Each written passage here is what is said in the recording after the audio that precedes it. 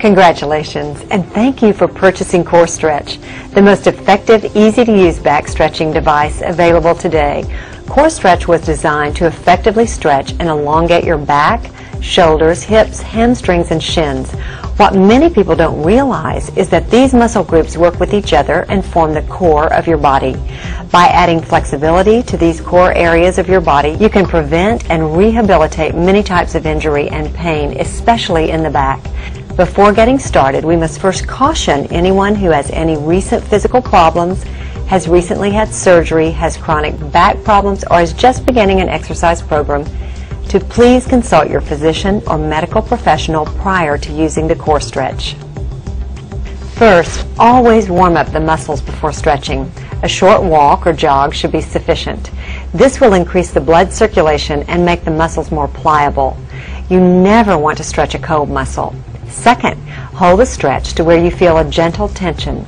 Do not stretch to the point of pain or bounce while stretching. This will actually cause the muscle to tighten and not increase its flexibility. Finally, relax and breathe slowly, deeply, and naturally. Proper breathing aids in relaxation and enhances your stretching success. As with any stretching device, it is important that proper technique be used. We are going to go through a running demonstration of the Core Stretch using the brochure and the instructional diagrams as an outline. We'll start with how to properly place and size the Core Stretch. The two most important factors using the Core Stretch are the proper placement on the hips and the proper extension of the handle. These two components put you in the proper posture, including straightness of the back and extension of your arms. When you are positioning the Core Stretch, you should place the padded base on the lap right next to the stomach. Then push the button and raise the handle until it is at the level of your outstretched arm, not too high and not too low. This encourages a straight back and places the arms close to overhead. When the setting is too short, the most evident thing to look for is slack in the arms and a curved back. When the arms and back are not straight, this prevents the tension needed for the Core Stretch to perform properly. When the setting is too high, you won't be able to grip it well, and you will feel more stretch in your upper back instead of your lower back. The premise of the Core Stretch is that it uses itself as a lever to stretch the back by putting traction on the back and upper body against the hips to elongate the upper body. Let's begin with a demonstration. As you can see in the instructional brochure, there are 3 levels of stretches that can be performed using the Core Stretch: beginner, intermediate, and advanced. Beginner stretches are performed sitting on a chair or bench, and that is where we will begin today. We'll use the Core Stretch in the first stretch, which is a beginner stretch in the seated position.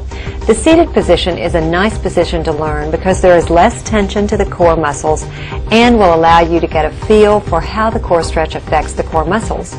As you are coming down past the point of 90 degrees, gravity assists in pulling you downward. You don't have to apply much pressure to the Core Stretch or push your body down because gravity assists you naturally. The first stretch positions the legs bent, which will stretch everything from my hips up. This is good for the muscles in the mid, low, and upper back, the shoulders and the triceps, up through the arms. To do this, reach up and lean forward. Once you're leaning forward, hold the stretch for anywhere from 10 to 30 seconds. The duration of the stretch is a variable that will change from person to person, but generally any stretch can be held 10 to 30 seconds. It should be to the point where you feel tension on the muscles but not pain. With this stretch, you can also take advantage of the other rotational axis available with the Core Stretch. You can rotate or you can swivel left and right, which will stretch one side and then the other, and also allow you to isolate specific areas. Our next stretch will target the middle muscles in the back, which include the rhomboids and the teres major and minor muscles. Those muscles interact with the shoulder blades. People that sit at desks for a long time have a tendency to retract those muscles and keep them there. Those muscles get very tight and tender, and a lot of people have chronic pain because of those tight muscles. So, a good way to use the Core Stretch to help stretch those muscles, which are ordinarily very hard to stretch, is to do a cross grip. Your right hand will go to the left handle, and your left hand will go to the right handle. Once again, you're going to leave the legs bent, and so as you stretch forward, you will protract the scapulas outward. What that's going to do is stretch in between the scapula and the shoulder blades and get those muscles which are ordinarily very difficult to stretch. Again, with this stretch, you can take advantage of the rotational abilities, so once you're down, you can rotate or swivel to emphasize one side or the other, and also to isolate those muscles in the mid-back between the shoulder blades. Another variation using the core stretch with the legs bent in the beginner position is to use an underhand grip. This is going to emphasize the latissimus muscles on the sides. The latissimus muscles are the larger back muscles on the side. Use a standard grip, but have the palms facing up. As you lean forward, it's going to increase the stretch on those lat muscles. Again, you can utilize the rotation or the swivel axis to emphasize or isolate certain muscles. Now we'll do an advanced lat stretch where you take one hand and cross over to the other handle and lean to the extreme right or to the extreme left, stabilizing with your other arm. If you lean to the left, it's going to stretch to the right lat and vice versa.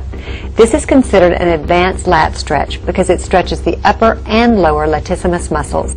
Now we're going to move to some other beginner stretches which involve the hamstrings.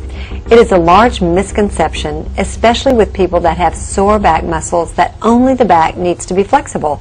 In actuality, the hamstrings are very much a part of the lower back system. Flexibility in the hamstrings is extremely important to help alleviate certain tight muscle pain in the lower back. To stretch the hamstrings and the calf muscles, straighten the legs out.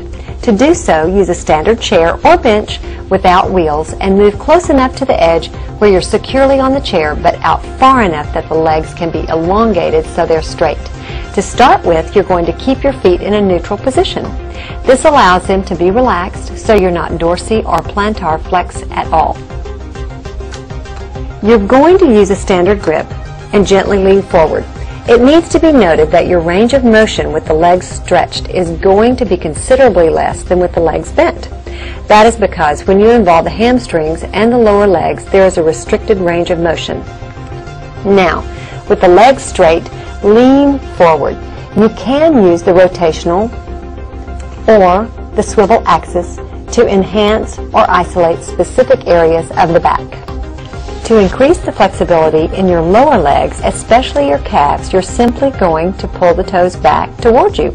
This is going to emphasize the calves by shortening the range of motion and increasing the stretch. Now, for runners or athletes that have dealt with shin issues like shin splints or have a desire to specifically keep the muscles in the front of the lower leg flexible, you can simply point the toes down, away from you, as you're stretching, shifting the stretch from the back of your calves to the front of your shins. The last exercise for beginners that we'll go through is for the hips. Once again, many people have tightness in their glutes and hips, which affects the back, and they're often difficult muscles to stretch. To begin, you simply cross your legs in a fashion that allows your cross-legged foot to rest on the knee that's down. The stretch in this position is going to heavily emphasize the hip muscles, and more specifically the performance muscles, including the piriformis. Also, the iliotibial band, otherwise known as the IT band, which is on the outside of the thigh, does get some stretch here. One way to increase the intensity of the stretch is to raise up on the toe of the foot that's down, which will increase the stretch on the hip. Additionally, you can hold the core stretch with one hand and raise the foot that is resting on the knee straight up to promote maximum intensity. Those exercises conclude what we consider the beginner stretches. They are all done from a seated position in a chair, and they all utilize gravity as an aid to help you get an idea of the kind of mechanics and leverages involved.